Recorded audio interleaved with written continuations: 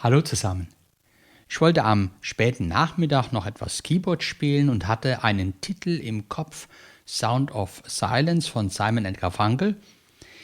Eigentlich eine ganz einfache, eingängige Melodie. Wenn man aber mal genauer hinhört, und ich habe dann auch nochmal die Noten nachgesehen, die beiden wechseln zwischendurch mal vom Vierviertel in einen Zweivierteltakt, um dann direkt wieder in den Viervierteltakt zu wechseln.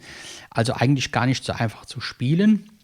Markant ist das Stück insbesondere durch sein ganz kurzes Intro.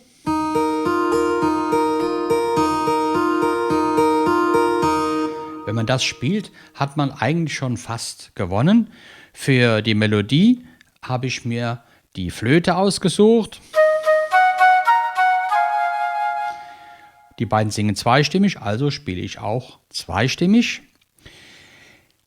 Einen passenden Rhythmus dazu zu finden war auch nicht ganz einfach. Ich bin fündig geworden in der Gruppe Ballad, Pop Guitar Ballad auf Seite 4.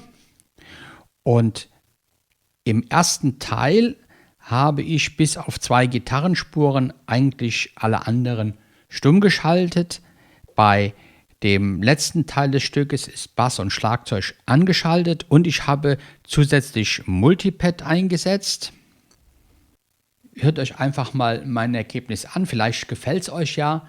Wenn ja, könnt ihr diese Registrierung auch gerne kostenlos von meiner Webseite downloaden.